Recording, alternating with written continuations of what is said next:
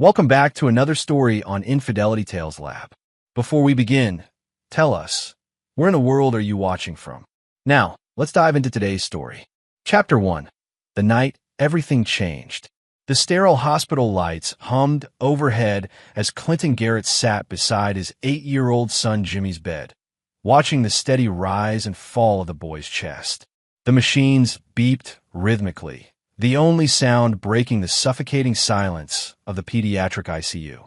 Jimmy's small face was pale against the white pillows, his body broken for what everyone called an accident. Clinton's weathered hands, scarred from 20 years of construction work, trembled as he brushed a strand of hair from his son's forehead. At 42, Clinton had built an empire from nothing, starting with a single hammer and ending with Garrett Construction, the most respected building company in 3 counties. But all his success meant nothing now. Mr. Garrett? Dr. Patricia Reynolds approached, her expression grave. Clinton had known Patricia since high school. They dated briefly before he met Andrea. Her medical coat couldn't hide the sympathy in her eyes. "I need to speak with you." Clinton stood slowly, his 6'3" frame casting a shadow over the small bed. His steel gray eyes, which had intimidated countless business rivals, now held a father's desperation. "How bad is it, Pat?" She glanced around, ensuring privacy. "The internal bleeding is severe. We've done everything we can, but—" She paused, struggling with the words. "Clinton, I don't think Jimmy will survive the night." "I'm sorry." The words hit him like a sledgehammer to the chest. Clinton's jaw clenched, his hands forming fists. He'd survived poverty, built a fortune, and crushed anyone who stood in his way. But he couldn't fight this. "Where's Andrea?" Dr. Reynolds asked gently. Clinton's expression darkened. His wife of 12 years had been acting strange lately, distant, secretive. When the call came about Jimmy's accident, she'd seemed almost relieved. Then, 2 hours ago, she'd simply vanished. As if summoned by their conversation, Andrea Garrett appeared in the doorway. At 36, she retained the beauty that had first caught Clinton's eye at a community college dance. Her auburn hair was perfectly styled, makeup flawless despite the circumstances. She wore an expensive dress, one Clinton didn't remember buying her.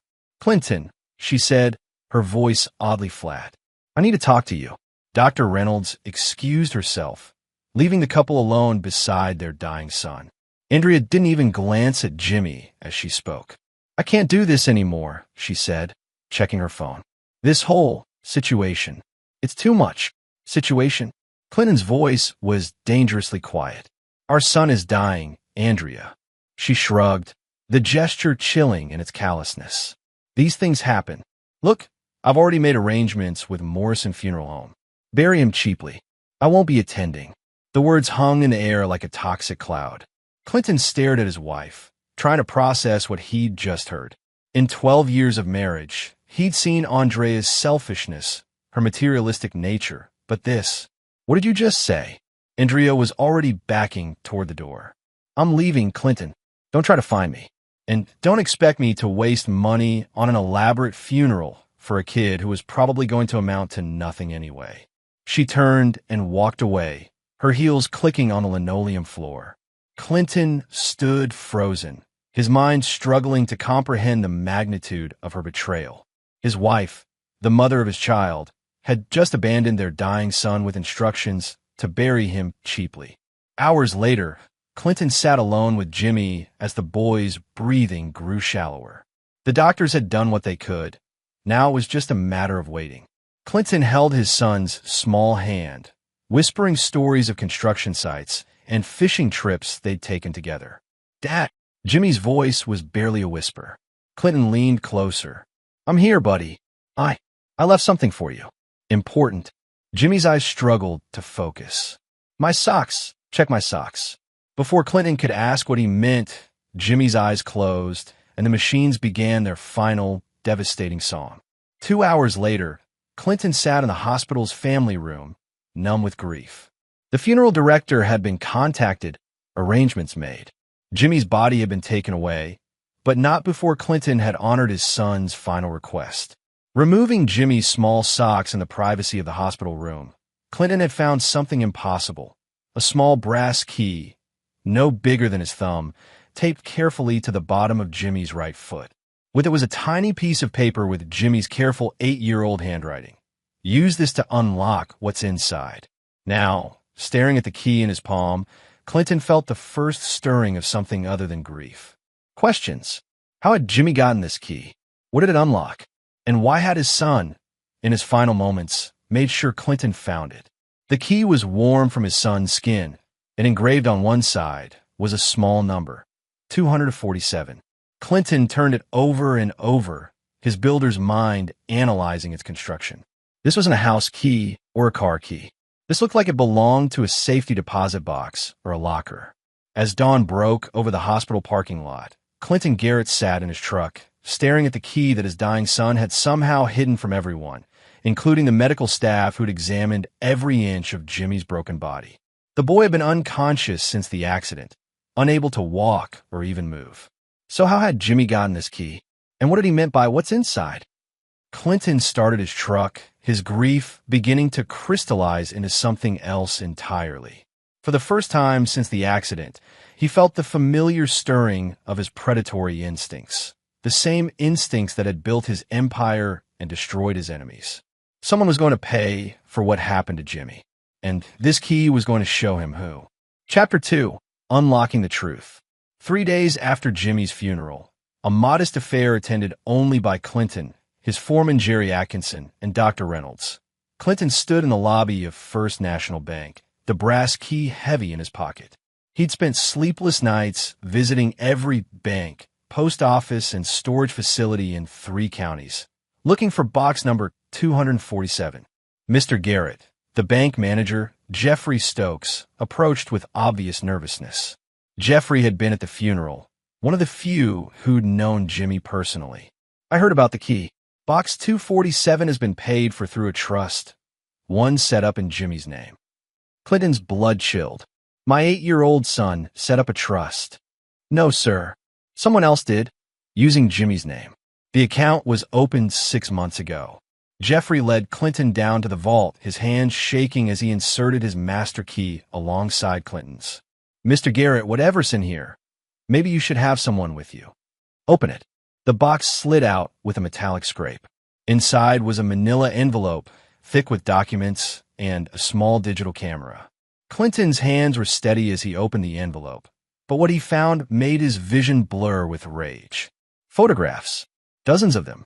Andrea and Wade Knapp, a local real estate developer Clinton had considered a friend, in intimate poses dating back 8 months. But these weren't just affair photos. The timestamps showed something far more sinister. They'd been planning Jimmy's accident. Text message printouts revealed the horrible truth. Wade had been pressuring Andrea to leave Clinton for months, but she'd refused to give up her comfortable lifestyle. The solution they devised was elegant in its cruelty. Remove Jimmy from the equation, inherit Clinton's construction empire through Clinton's grief-induced breakdown or death, then eliminate Clinton himself. The kid's too attached to his daddy, read one of Andrea's messages.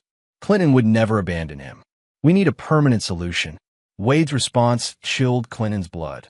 My guy can make it look like an accident. Brake failure on that steep hill by the quarry. Kid walks to school that way every day. The final document was a life insurance policy on Jimmy, one Clinton had never seen before. Andrea had taken out 6 months ago, naming herself as the sole beneficiary. $2 million. Clinton's hands crumpled the papers as the full scope of their betrayal became clear. Andrea and Wade hadn't just planned to kill Jimmy. They'd plotted to murder Clinton too, making it look like a grief-stricken suicide after losing his son.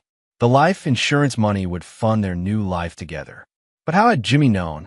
How had an 8-year-old boy discovered his mother's plan to murder him? The digital camera held the answer. Clinton scrolled through dozens of photos Jimmy had taken in secret. Images of his mother and Wade together, screenshots of text messages Jimmy had photographed from Andrea's phone, even audio recordings the clever boy had made using the camera's voice memo function. The final recording was time-stamped 2 days before the accident. Jimmy's small voice whispered into the camera, "Mom and Uncle Wade are going to hurt me. They think I don't know, but I heard them. Mom said she need me gone so she can have all of Daddy's money. If something happens to me, Daddy, use this to make them pay. I love you." Clinton's vision turned red. His son, his brilliant, brave son, had known he was going to die and had spent his final days gathering evidence to protect his father. Jimmy had somehow managed to hide the key and the safety deposit box from everyone, even while knowing his mother planned to murder him.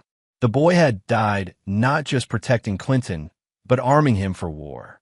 Clinton carefully photographed every document with his phone, then sealed the originals back in the safety deposit box.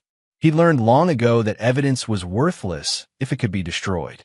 But more importantly, he learned that the best revenge wasn't just about punishment. It was about making the guilty destroy themselves.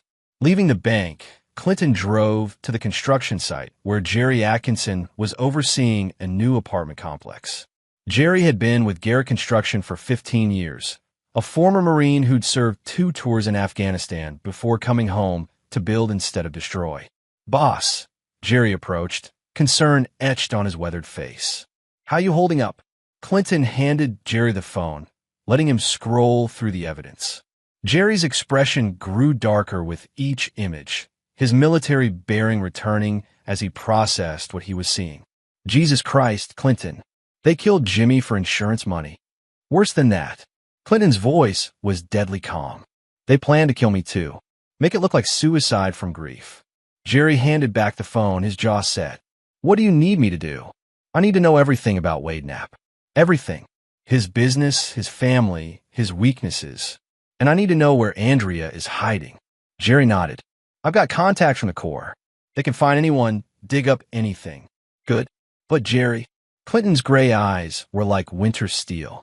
"This doesn't end with exposing them. This doesn't end with prison or lawsuits. They murder my son. They're going to pay in ways that'll make them beg for death." That evening, Clinton sat in Jimmy's room, surrounded by his son's drawings and school projects. On the desk was Jimmy's latest art assignment, a family portrait showing Clinton and Jimmy fishing together. Andrea was nowhere in the picture. Even in his child's art, Jimmy had known the truth about his mother. Clinton opened his laptop and began researching Wade Knapp's business empire. Wade owned 3 apartment complexes, a small shopping center, and had been aggressively expanding his real estate holdings. More importantly, Wade was leveraged to the hilt, owing money to some very unpleasant people. A plan began forming in Clinton's mind, not just for revenge, but for complete and utter destruction. Andrea and Wade had killed Jimmy for money and freedom. Clinton would take both from them, piece by piece, until they had nothing left but the knowledge of what they'd done. And then he'd take their lives, just as they'd taken his son's. His phone rang. Jerry's name appeared on the screen. "Found them," Jerry said without preamble. "Wade's at a lake house about 2 hours north. Neighbors say a redhead moved in last week. Expensive car in the driveway. Lights on every night." Clinton smiled for the first time since Jimmy's death. It wasn't a pleasant expression. "Perfect. Tomorrow, we start making them pay." Chapter 3, Building the Trap. Clinton spent the next morning in his office, but not conducting business as usual. Instead, he was orchestrating the systematic destruction of 2 people who believed they were clever enough to murder a child and get away with it. His first call was to Marcus Reed, a private investigator who'd worked several insurance fraud cases for Garrett Construction. Marcus was expensive, discreet, and most importantly, had contacts in some very dark places. "I need everything on Wade Knapp," Clinton told him. "Financial records, business dealings, personal habits, enemies. Everything. How deep you want me to dig?" "All the way to China." "And Marcus?" "I need to know who he owes money to. The kind of people who don't accept late payments." His second call was to Saul Perez, a lawyer who specialized in the kinds of legal problems that traditional attorneys wouldn't touch. Saul had helped Clinton navigate some gray areas in the construction business over the years, and he understood that sometimes justice required creativity. "I need Wade Knapp's business holdings tied up in legal knots," Clinton explained. "Environmental violations, permit issues, building code problems. I don't care what you have to file or who you have to pay off. I want his cash flow strangled." By noon, Clinton had set a dozen wheels in motion. But the call that mattered most came at 1:47 p.m. Boss. Jerry's voice was tight with excitement. You need to see this. Clinton drove to Jerry's apartment, a modest place that reflected the foreman's practical nature. Jerry had been busy since their conversation, using his military connections to dig into Wade Knapp's background. Wade's got problems, Jerry said, spreading photographs across his kitchen table. Big ones. He owes $800,000 to some casino interests in Atlantic City. The kind that break legs first and ask questions later. The photos showed Wade meeting with two men in expensive suits outside a restaurant. Even from a distance, their body language screamed danger. Vincent Caruso and his nephew Tony, Jerry continued. They run book for the Torino family. Wade's been making payments, but barely. Word is he's got maybe 2 weeks before they decide he's more valuable as an example than as a debtor. Clinton studied the photographs, his builder's mind seeing the foundation of Wade's destruction. What else? Andrea is spending money like water. Expensive clothes, jewelry, spa treatments. She's burning through cash faster than Wade can steal it. And get this, she's been calling her sister in Miami, talking about starting over somewhere warm. She's planning to run. Gets better. Wade doesn't know. He thinks they're building a life together here. But Andrea is already looking at one-way plane tickets. Clinton felt a cold satisfaction settling in his chest. Andrea and Wade's greed would be their downfall, but not before he helped things along. I need you to make contact with these casino people, Clinton said. Let them know Wade's come into some money recently. Insurance money. Maybe suggest they ask him about it. Jerry grinned wolfishly. You want them to squeeze him? I want them to break him. But not yet. First, we're going to have some fun. That afternoon, Clinton drove to Knapp Developments, Wade's real estate office in a converted Victorian mansion downtown. Wade's secretary, a young woman named Melanie North, looked nervous as Clinton entered. Mr. Garrett, she stammered. I'm so sorry about Jimmy. Mr. Knapp said to tell you he's not available today. Clinton smiled pleasantly. That's fine, Melanie. I'm not here to see Wade. I'm here to see you. Melanie's confusion was obvious. Clinton had always been polite during business dealings, but there was something different about him now, something that made her instinctively step back. I understand you've been helping Wade with some special projects lately, Clinton continued. Paperwork that required discretion. Melanie's face went pale. Clinton knew from Marcus Reed's preliminary report that she'd been the one to help Wade set up the fake trust fund for Jimmy's safety deposit box. She probably thought it was some kind of surprise gift. I don't know what you mean. Clinton placed a manila envelope on her desk. These are photos of you notarizing documents for a trust fund in my dead son's name. Documents you never reported to the proper authorities. Melanie opened the envelope with shaking hands. The photos were clear. Marcus Reed was very good at his job. I can have you arrested for fraud, Clinton said conversationally. Falsifying legal documents involving a minor. That's a felony, Melanie. Or what? Or you can help me with a project. Something that will ensure Wade Knapp gets exactly what he deserves. Melanie stared at the photos, her career and freedom hanging in the balance. What kind of project? Clinton leaned forward, his voice dropping to a whisper. The kind where you keep your job, your freedom, and your conscience clean. All you have to do is make sure Wade receives certain phone calls and documents over the next few days. Can you do that? Melanie nodded frantically. She was young, scared, and had no idea she'd been helping a murderer. Clinton felt no guilt about using her fear. She'd unwittingly helped kill Jimmy, and now she'd help avenge him. Good. Tomorrow morning, you're going to receive a package. Inside will be photocopies of insurance documents and a phone number. You'll tell Wade that an insurance investigator called asking about Jimmy's policy. The investigator wants to meet with him personally. But there's no insurance investigator, is there? Clinton's smile was arctic. No, Melanie, there isn't. That evening, Clinton sat in his truck across from Wade's lake house, watching through binoculars as Wade and Andrea played house. They were grilling steaks on the deck, Andrea wearing a dress that cost more than most people made in a month. They looked happy, carefree, like a couple celebrating their good fortune. They had no idea their world was about to collapse. Clinton's phone buzzed with a text from Marcus Reed.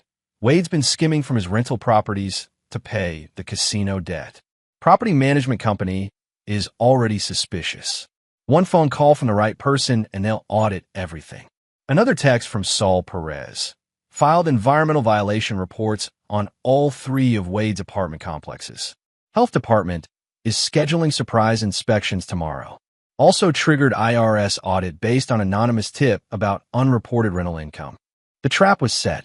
Over the next week, Wade would face challenges from every direction: legal, financial, and personal.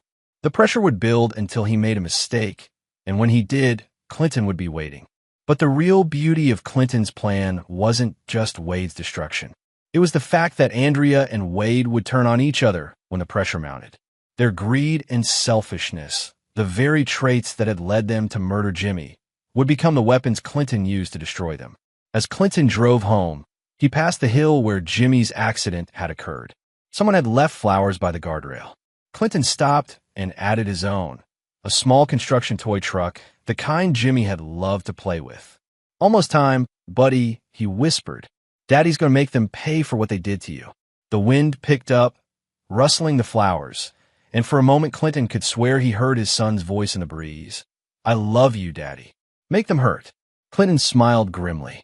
He made a lot of promises in his life, but this was one he intended to keep. Chapter 4. The Pressure Builds. Wade Knapp's world began crumbling at exactly 8:47 a.m. on a Tuesday morning. He was sitting in his office, sipping coffee and reviewing rental income reports, when Melanie burst through his door without knocking. "Mr. Knapp, there's a problem," she said, her voice shaking. "The health department is here. They want to inspect all 3 apartment complexes. They said it's an emergency investigation based on anonymous complaints about code violations." Wade's coffee mug hit the floor, shattering into pieces. "What kind of complaints?" "Mold, faulty wiring, inadequate heating systems. They have warrants." Before Wade could respond, his phone rang. The caller ID showed the property management company that handled his rental collections. "Wade, we need to talk," came the voice of Patricia Manning, the company's chief financial officer. "There are discrepancies in your accounts. Significant ones." Wade's hand tightened on the phone. Over the past 8 months, he'd been skimming rental payments to cover his gambling debts and fund his lifestyle with Andrea. He'd been careful, taking small amounts from different properties, but apparently not careful enough. "I can explain. The police are on their way to your office," Patricia interrupted. "Don't leave town." The line went dead. Wade stared at his phone, his mind racing. This couldn't be happening. Not now, when he and Andrea were so close to starting their new life together. His phone rang again. This time, the number was unfamiliar. "Wade Knapp." The voice was gravelly, with a distinct Brooklyn accent. "Yeah, who's this?" "Vincent Caruso. I think you know why I'm calling." Wade's blood turned to ice. Vincent Caruso was the casino enforcer he'd been avoiding for 3 weeks. Their last conversation had ended with Vincent promising to visit Wade if the next payment was late. "Vincent, I can explain. I've got the money. You better. All of it. 800 grand, plus the 20% interest we discussed. You got 48 hours. 48 hours? That's impossible. Then you better get creative. Because after 48 hours, my nephew Tony starts paying visits to people you care about. Starting with that redhead you've been shacking up with." The line went dead, leaving Wade staring at his phone in horror. In the span of 10 minutes, his entire world had collapsed. The health department was shutting down his properties, the police were investigating his finances, and the mob was threatening to kill Andrea. Wade grabbed his car keys and raced toward the lake house. He had to warn Andrea, had to figure out how they were going to get out of this mess. But as he drove, his phone kept ringing. The IRS, his insurance company, the Environmental Protection Agency. It was like everyone had decided to investigate Wade Knapp on the same day. Meanwhile, Clinton Garrett sat in his office, fielding updates from his team with grim satisfaction. Marcus Reed called first. "The health department found exactly what we planted," Marcus reported. "Mold samples in the ventilation systems, faulty wiring in the utility rooms, documentation of inadequate heating repairs. Wade's apartment complexes will be condemned by Friday." Jerry called 20 minutes later. "Vincent Caruso is pissed. His boy Tony just drove by Wade's office twice. They're not playing around. Saul Perez delivered the best news of all. The IRS audit turned up a gold mine. Wade's been underreporting rental income for 3 years. They're freezing his accounts pending investigation. He won't be able to access a dime. Clinton allowed himself a moment of satisfaction before making his next call. He dialed the lake house, knowing Wade would be racing there in a panic. Andrea answered on the third ring, her voice cheerful and unsuspecting. "Hello, Andrea, it's Clinton." The silence stretched for nearly 30 seconds. When Andrea finally spoke, her voice was carefully controlled. "Clinton, I didn't expect to hear from you. I imagine not, especially since you've been so busy lately. New house, new lifestyle, new boyfriend." Another pause. "I don't know what you're talking about." Clinton's voice remained conversational, almost friendly. "I'm talking about Wade Knapp, Andrea. I'm talking about the insurance policy you took out on our son. I'm talking about the text messages planning Jimmy's murder." The phone slipped from Andrea's hand, clattering to the floor. When she picked it up, Clinton could hear her breathing heavily. "You don't have any proof of anything," she whispered. "Actually, I have quite a bit of proof. Jimmy made sure of that before you killed him. Jimmy was 8 years old. He didn't know anything.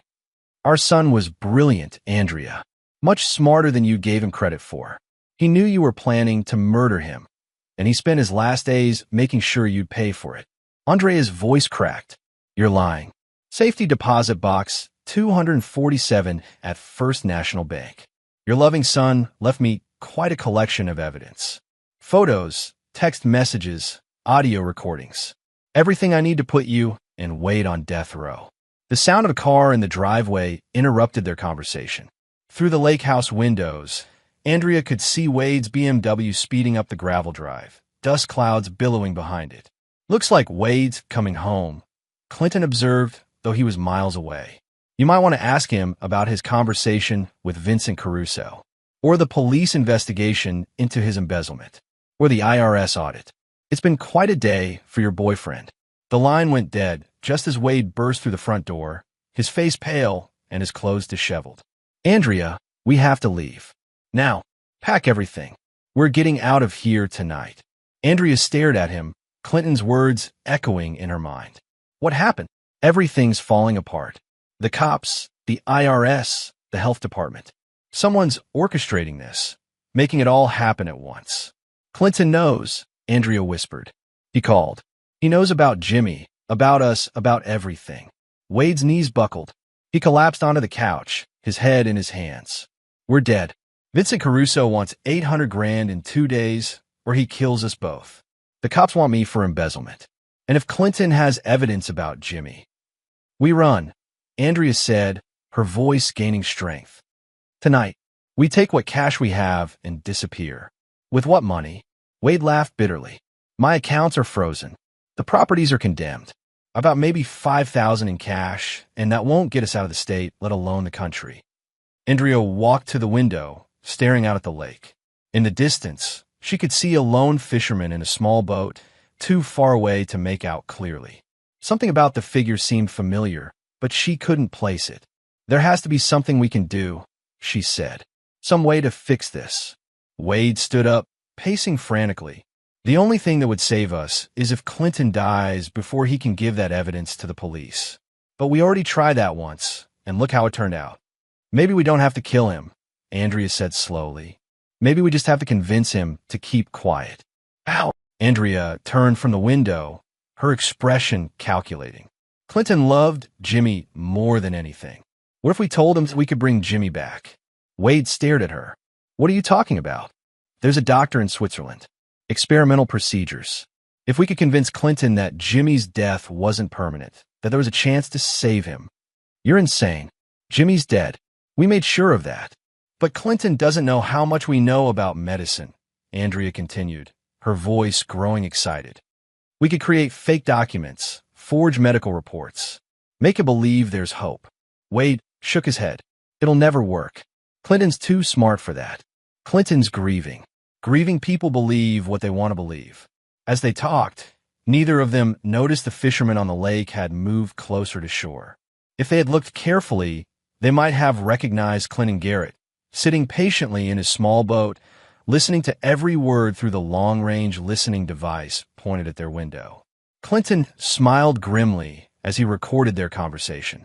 They were planning another deception, another manipulation. But this time, he'd be ready for them. This time, they'd walk straight into his trap. Chapter 5. The Net Closes. The next morning, Clinton sat in his office reviewing the audio recording from the lake house when Jerry knocked on his door. "Boss, we got company," Jerry said, stepping aside to reveal Vincent Caruso and his nephew Tony.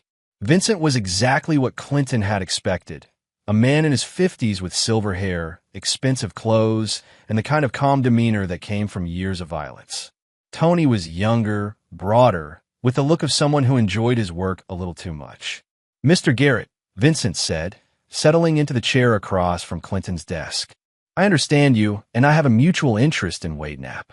Clinton leaned back in his chair, studying the two men. "What kind of interest?" "The kind where he owes me $800,000, and you want him to suffer for personal reasons."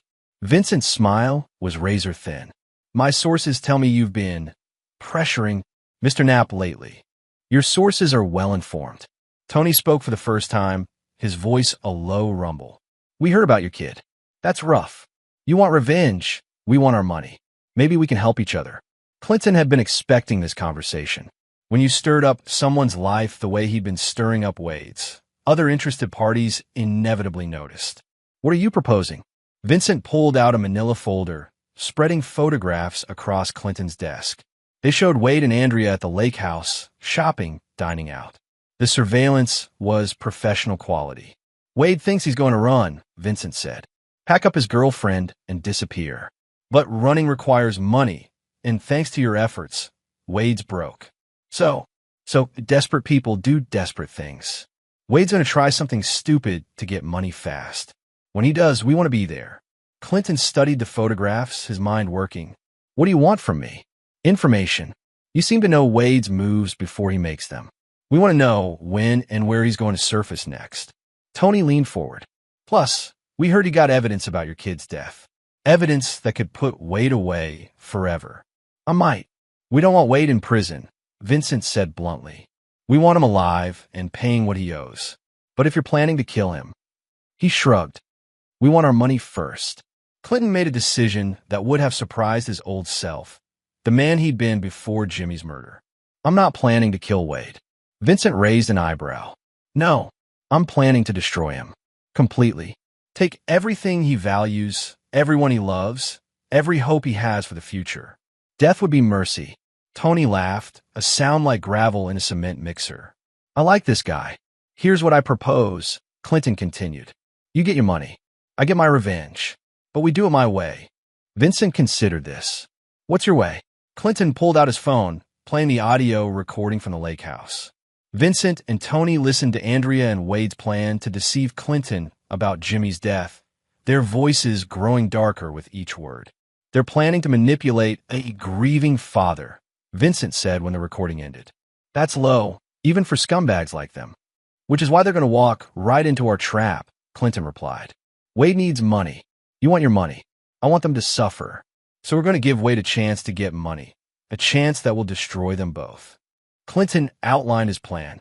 It was elegant in its simplicity and brutal in its efficiency. Vincent and Tony would offer Wade a job, something that seemed like easy money but was actually a setup. Wade would jump at the opportunity, desperate to solve his financial problems. But the job would require him to betray Andrea, and Andrea's reaction would provide Clinton with the final piece of evidence he needed. "You want us to turn them against each other," Vincent said admiringly. "Beautiful. More than that, I want them to destroy each other. And when they're done, you get your money, Wade learns what real suffering feels like, and Andrea pays for murdering my son." That afternoon, Wade received a phone call that seemed like a gift from heaven.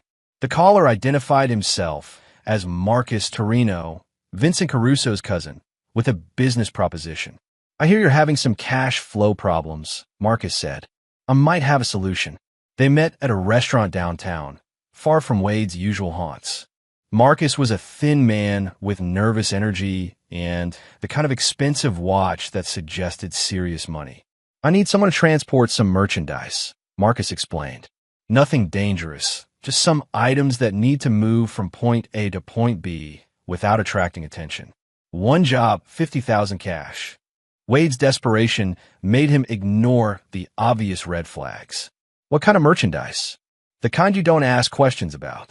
You pick up a package in Philadelphia, drive it to Richmond, hand it over. 8 hours work, 50 grand. When? Tomorrow night. But there's a condition. Marcus leaned forward. You go alone. No girlfriends, no partners, no backup. This is a one-man job. Wade's mind raced. 50,000 would buy them time, maybe enough to disappear before Vincent Caruso's deadline expired. And it was just one drive, one night. I'll do it. Marcus smiled. Good. I'll call you tomorrow with the details. As Wade drove back to the lake house, he felt hope for the first time in days. Andrea would be thrilled. They could take the money and run, start over somewhere Vincent Caruso would never find them. But when he arrived at the lake house, Andrea was packing frantically. We have to leave tonight, she said without preamble. I've been thinking about what Clinton said. He has evidence, real evidence. We can't wait.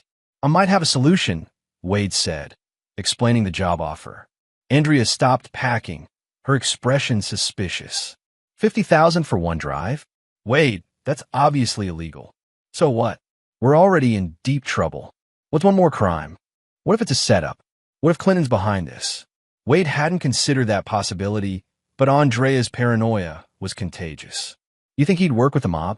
I think he'd work with the devil himself to get revenge for Jimmy. They argued for hours, their stress and fear turning them against each other. Andrea insisted they flee immediately with what little money they had. Wade argued that 50,000 would give them real options, a real chance to escape. Fine, Andrea finally said. Take your mobster job, but I'm not waiting around to see if it's a trap. What are you talking about? I'm leaving tonight, with or without you. Wade stared at her, seeing his future crumbling. You're abandoning me? I'm saving myself. Something you should have thought about before you borrowed money from killers. Neither of them noticed the small electronic device that had been planted in their living room during their argument, or the fact that every word was being transmitted to a receiver in Clinton Garrett's truck, parked a half-mile away. Clinton listened to their fight with cold satisfaction. The pressure was working exactly as he'd planned. Wade and Andrea were turning on each other, their selfishness and greed poisoning the relationship they'd murdered Jimmy to protect. Tomorrow night, Wade would drive to Philadelphia to pick up a package that didn't exist, walking into a trap that would finish him forever. And Andrea would run, thinking she was escaping, only to find that Clinton had planned for that possibility too. Phase 1 of their destruction was complete. Now came the real pain. Chapter 6, The Breaking Point. Wade drove toward Philadelphia the next evening with $50,000 dancing in his mind and dread growing in his stomach. Andrea had left that morning without a goodbye, taking her expensive clothes and jewelry, but leaving behind any pretense of love or loyalty. The meeting point was a warehouse in North Philadelphia, the kind of industrial wasteland where bad things happen to naive people. Wade's hands shook as he pulled into the empty parking lot, his headlights cutting through the darkness. A man emerged from the shadows. Not Marcus Torino, but Tony Caruso. Wade's blood turned to ice as he recognized Vincent's nephew. Get out of the car, Wade. Wade considered running, but Tony's hand rested casually on his jacket, where the outline of a gun was visible. Wade climbed out slowly, his legs unsteady. Where's Marcus? He's supposed to give me the package. Tony laughed. There is no package, you idiot. And there is no Marcus Torino. You just drove 3 hours to your own execution. More men emerged from the warehouse. 4 of them, all with the predatory look of career criminals. Wade was surrounded, alone, and completely helpless. Wait, Wade stammered. I can get you money. All of it. Just give me more time. Time's up, Tony said. But before we end this, my uncle wants to have a conversation with you. Vincent Caruso stepped out of a black sedan, his expression calm, but his eyes promising violence. Wade, you look terrible. Vincent, please. I can explain everything. I'm sure you can. But first, I want you to understand something. Vincent nodded toward the warehouse. Your girlfriend isn't as smart as she thinks she is. Two more men emerged from the building, dragging a struggling figure between them.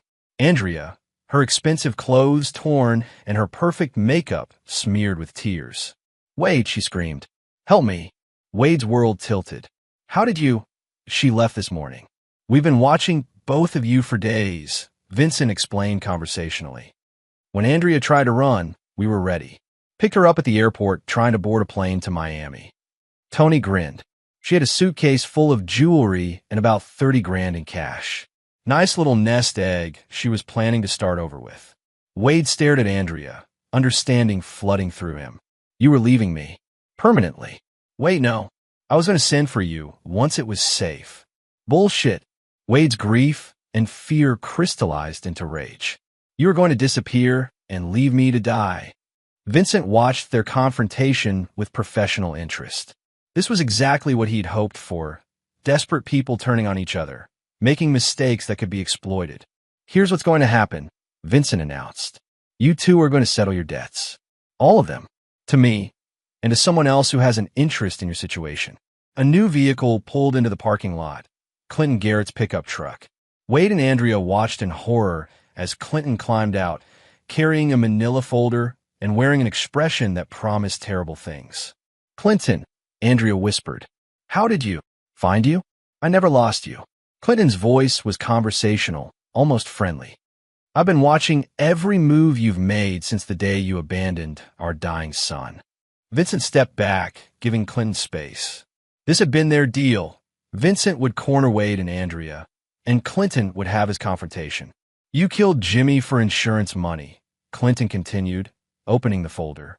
$2 million that you thought would fund your new life together. But you made one mistake. "What mistake?" Wade demanded. Clinton smiled coldly. "You underestimated my son. Jimmy knew what you were planning. He spent his last days gathering evidence against you." Clinton pulled out photographs, audio transcripts, insurance documents. Every text message planning his murder. Every meeting you had. Every cruel thing you said about a child you were planning to kill. Andrea's legs gave out. She collapsed to her knees in the gravel, sobbing. "We didn't mean for it to happen like that." "You meant for it to happen exactly like that," Clinton replied. "You researched the best way to kill a child and make it look accidental. You took out an insurance policy on his life.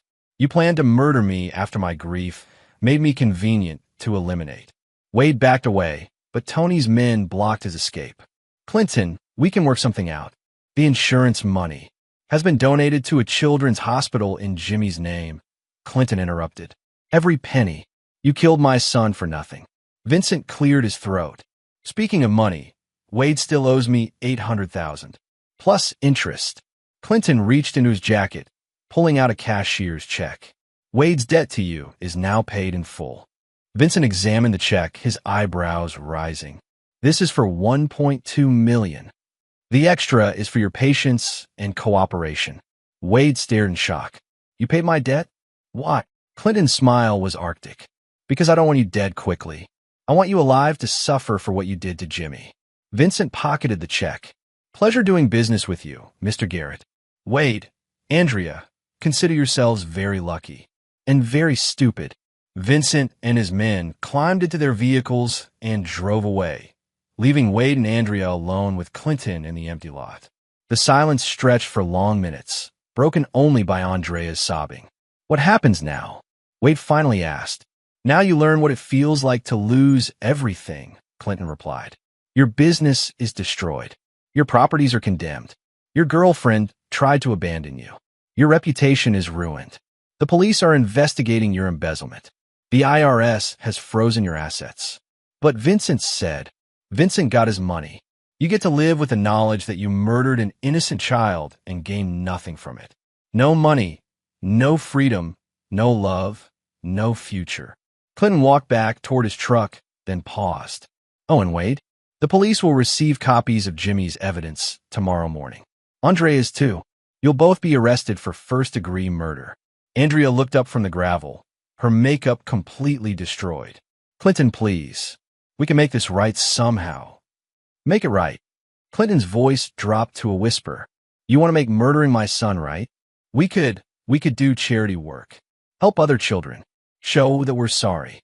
Clinton stared at her for a long moment, and for just an instant, Andrea thought she saw a flicker of something other than hatred in his eyes. Then he spoke, and any hope she might have felt died instantly. Jimmy left me one more message, Andrea. Want to hear it? Without waiting for an answer, Clinton pulled out his phone and played an audio file. Jimmy's young voice filled the night air. Daddy, if something happens to me, don't forgive them. They're going to say they're sorry, but they're not. They're just sorry they got caught. Make them pay for what they did. Make them hurt like they hurt us. I love you, Daddy. Get them. The recording ended. Andrea and Wade stared at Clinton, finally understanding that there would be no mercy, no forgiveness, no second chances. Tomorrow, you'll be arrested, Clinton said. You'll spend the rest of your lives in prison, assuming you survive that long. Child killers don't do well in general population. Clinton climbed into his truck and drove away, leaving Wade and Andrea stranded in the dark parking lot with no money, no transportation, and no hope. Their nightmare was just beginning. Chapter 7. The Hammer Falls. The arrest came at dawn, exactly as Clinton had promised. Wade was taken from a cheap motel room where he'd spent the night, while Andrea was found sleeping in her car outside a gas station, having nowhere else to go after their confrontation in the parking lot. The media coverage was immediate and brutal. Local mother and lover charged Ian's son's murder screamed the headlines, accompanied by photos of Jimmy smiling at a school event and crime scene photos from the accident that investigators now revealed had been carefully orchestrated. Clinton watched the news coverage from his office, Jerry beside him with a cup of coffee and a satisfied expression. DA says they're going for the death penalty, Jerry reported. Both of them. Evidence is overwhelming. Good. Clinton's voice was flat, emotionless. The rage that had sustained him through weeks of planning had crystallized into cold satisfaction. His phone rang. The caller ID showed the number for the county jail. Mr. Garrett? The voice was broken, desperate. It's Andrea. They let me make one phone call, and I had to try. What do you want, Andrea? Clinton, please. I know you hate me, and you have every right to, but I'm begging you. There has to be some way we can work this out. Clinton leaned back in his chair, considering. Work what out? I'll confess. I'll tell them everything, take full responsibility. I'll say Wade didn't know anything about the plan. Just, please don't let them execute me. Why would I care if they execute you? Because I know you're not a killer. You're angry, and you should be, but you're not like us. You wouldn't really want someone to die. Clinton was quiet for so long that Andrea thought the call had been disconnected. Andrea, he finally said, you kill my son. You murdered an 8-year-old boy for money. You told me to bury him cheaply and walked away while he was dying. I know, and I'm not finished. Clinton's voice cut through her words like a blade. You want to know what kind of man I am? I'm the kind who spent 3 weeks systematically destroying your life and your boyfriend's life before having you arrested. I'm the kind who paid off your mob debt just to keep you alive long enough to suffer properly. What are you saying? I'm saying that when they strap you to that execution table, I'll be in the front row. And when they ask if you have any last words, I hope you remember Jimmy's face. The line went dead. Andrea stared at the phone, finally understanding the complete hopelessness of her situation. But Clinton wasn't finished with his revenge. That afternoon, he received a visitor he'd been expecting, Andrea's sister, Rochelle Levy, who'd driven up from Miami after hearing about the arrests. Rochelle was younger than Andrea, with the same auburn hair, but none of the hardness that had developed in her sister over the years. She sat across from Clinton in his office, tears streaming down her face. Mr. Garrett, I'm so sorry about Jimmy. I love that little boy like he was my own nephew. Clinton studied her, seeing genuine grief in her eyes. What do you want, Rochelle? I want to understand how my sister could do something so horrible. Andrea wasn't always like this. She used to be kind, caring. Something changed her. Greed changed her. Maybe, but there's something else. Rochelle hesitated, then pulled out a manila envelope. I found this in Andrea's apartment in Miami. She'd been planning to move down there permanently. Clinton opened the envelope, finding documents that made his blood run cold. Medical records, psychiatric evaluations, prescription receipts. Andrea had been seeing a therapist for months, complaining of intrusive thoughts about harming her family. She's been planning this for almost a year, Rochelle whispered. The therapist's notes mention her talking about removing obstacles to her happiness. Clinton read through the documents, his anger reaching new heights. Andrea hadn't just decided to kill Jimmy on impulse. She'd been fantasizing about murdering her own son for months. Why are you showing me this? Because I think there's more. I think Andrea might have. Rochelle's voice broke. I think she might have hurt other children. The implications hit Clinton like a physical blow. What other children? Andrea worked at a daycare center before she married you. 3 children died of accidents during the year she was there. The center was shut down, but no charges were ever filed. Clinton stared at the documents, pieces of a horrible puzzle falling into place. Jimmy hadn't been Andrea's first victim. He'd been a final step in a pattern of child murder that had gone undetected for years. I need copies of everything you have, Clinton said. Of course. But Mr. Garrett, what are you going to do with this information? Clinton's smile was terrible to behold. I'm going to make sure Andrea pays for every child she's ever hurt. That evening, Clinton met with the district attorney, providing the new evidence that transformed the case from a single murder charge to a potential serial killing investigation.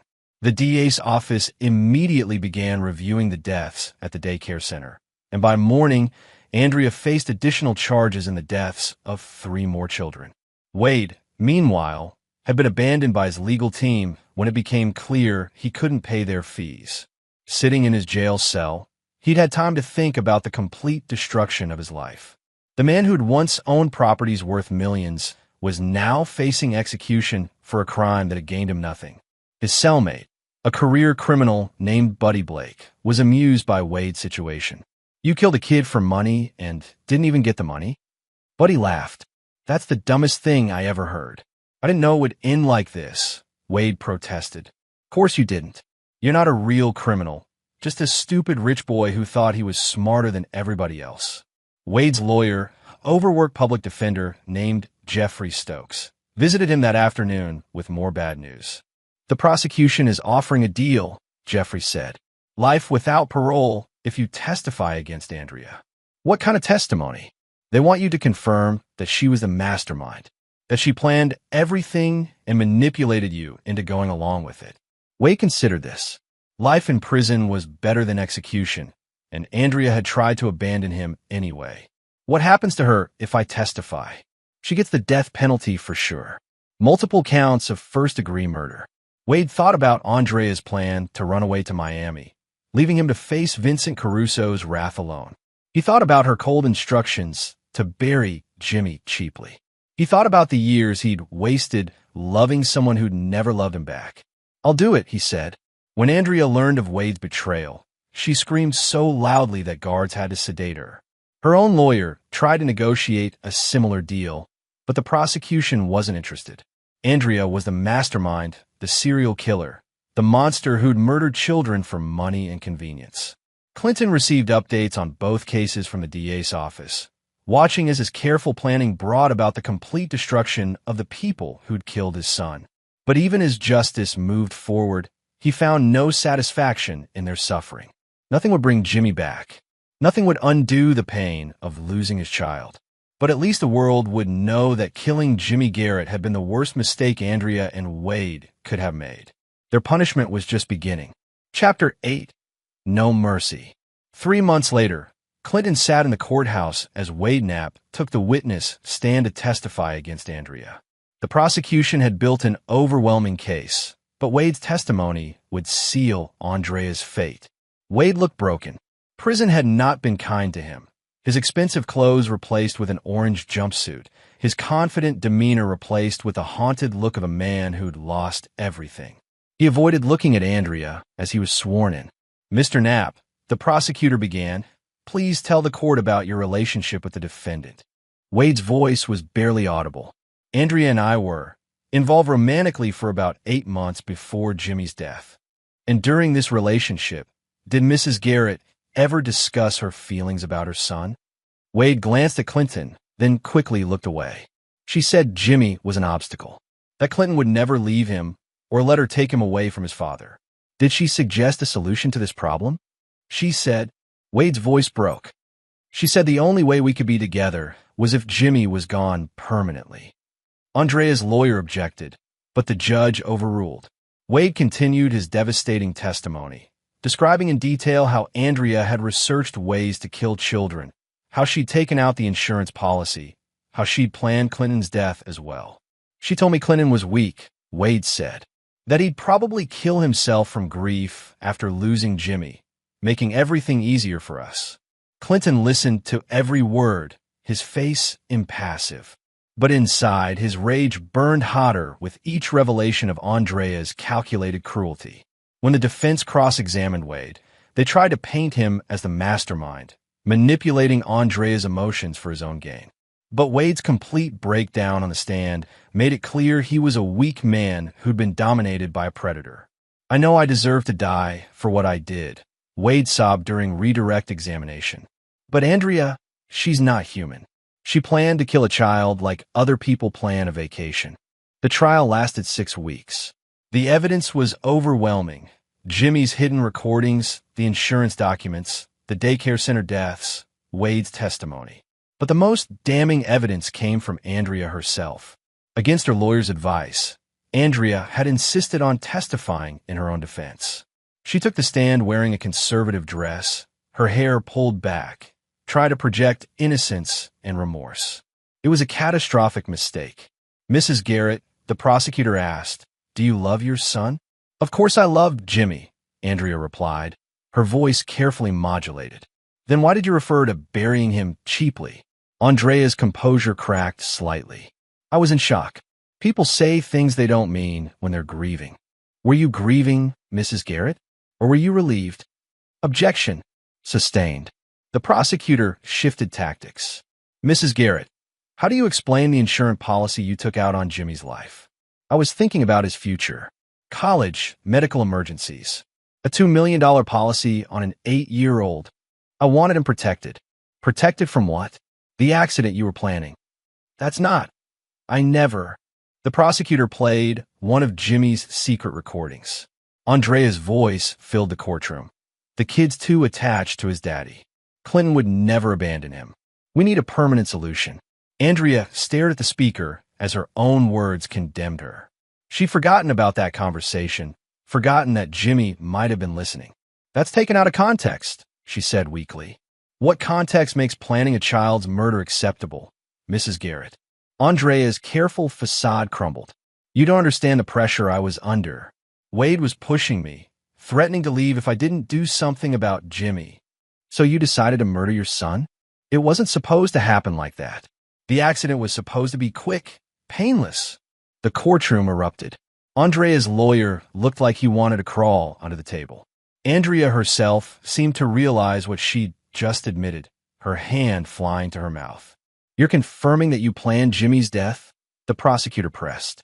"No. I mean, it wasn't murder. It was meant to look like an accident." "Because murder and accidental death are different things, Mrs. Garrett." Andrea broke down completely, sobbing and babbling about pressure and fear and Wade's manipulation. But her words only dug her grave deeper. Clinton watched his wife's complete destruction with cold satisfaction. This was what justice looked like, not just punishment, but the complete exposure of evil for what it was. The jury deliberated for less than 3 hours. Guilty on all counts. First-degree murder of Jimmy Garrett. First-degree murder of 3 children at the daycare center. Conspiracy to commit murder. Insurance fraud. The penalty phase was even shorter. Andrea's death sentence was unanimous. Wade received life without parole in exchange for his testimony. But Clinton knew prison justice would likely be his real sentence. Child killers didn't survive long in general population. After the sentencing, Clinton stood outside the courthouse, facing a crowd of reporters. He'd avoided media attention throughout the trial, but now he had something to say. "My son Jimmy was 8 years old when his mother murdered him for money," he began, his voice carrying over the crowd. "He was brilliant, kind, and brave. In his final days, knowing he was going to die, He spent his time protecting me and gathering evidence to ensure his killers would be caught. The reporters pressed closer, cameras rolling. Andrea Garrett and Wade Knapp thought they were smart enough to commit the perfect crime. They thought they could murder a child and get away with it. They were wrong. Mr. Garrett, a reporter called out, "Do you feel justice has been served?" Clinton was quiet for a long moment. Justice would be having my son back. What we have is accountability. Andrea Garrett will die for her crimes, and Wade Knapp will spend the rest of his life remembering what it cost him to murder an innocent child. Do you feel any sympathy for them? Clinton's expression hardened. I feel exactly as much sympathy for them as they felt for Jimmy when they killed him. None. As Clinton walked away from the courthouse, his phone buzzed with a text from Jerry. "It's over, boss. You got them."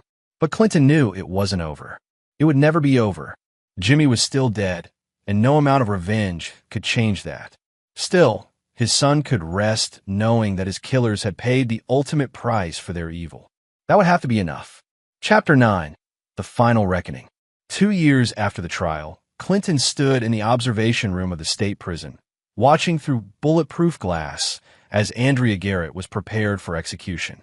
She'd exhausted all her appeals, fired and hired multiple lawyers, and finally accepted that her death was inevitable.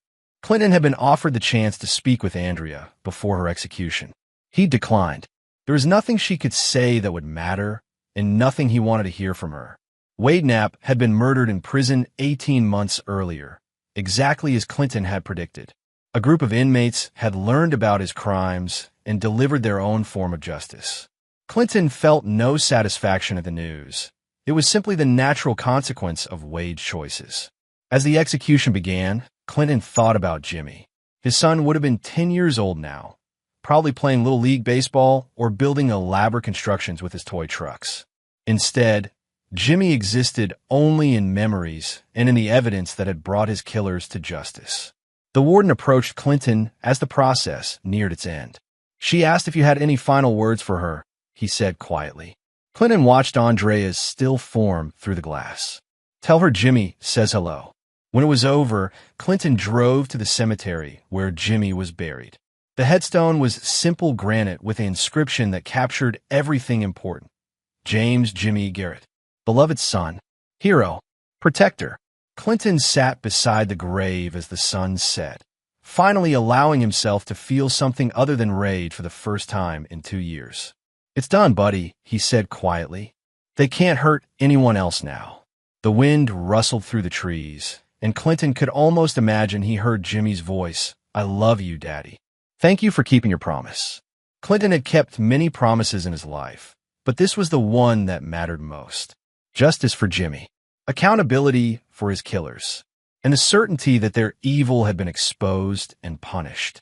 He stayed at the cemetery until full darkness fell, talking to his son about construction projects and business deals, about the fishing trips they'd never take and the baseball games they'd never attend. When he finally left, Clinton felt something he hadn't experienced since Jimmy's death. Peace. Not happiness. That might never return completely. But peace in knowing that he'd honored his son's memory and ensured that Jimmy's sacrifice had not been in vain. The boy who died protecting his father had, in the end, protected countless other children by ensuring his killers could never harm again. That was Jimmy's real legacy, and it was enough. 3 months later, Clinton received a letter from a woman named Sally Chamberlain, whose daughter had been one of Andrea's victims at the daycare center. Sally thanked Clinton for never giving up, for pursuing justice when the police had failed her family years earlier.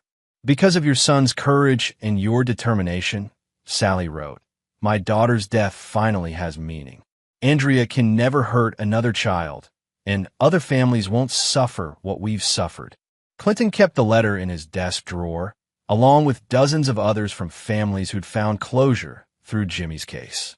His son's death had been a tragedy, but Jimmy's final act of courage had saved other children and brought peace to other parents. It wasn't the life Clinton had planned, but it was a purpose worth living for. Every morning, he visited Jimmy's grave before work. Every evening, he told his son about his day. And every night, he went to sleep knowing that justice had been served and evil had been punished.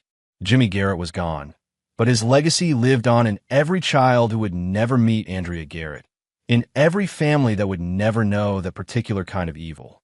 That was how a hero's story really ended. Not with revenge, but with redemption. Not with hatred, but with the knowledge that love had triumphed over evil, even in death. Clinton Garrett had kept his promise to his son, and in doing so, he discovered that sometimes the greatest victory isn't defeating your enemies. It's ensuring they can never harm the innocent again. Jimmy would have been proud. And there you have it. Another story comes to an end. What did you think? I'd love to hear your thoughts in the comments below. If you enjoy this story, consider joining our community by subscribing. It means the world to us. For more stories like this one, check out the recommended videos on screen. And I'll see you there.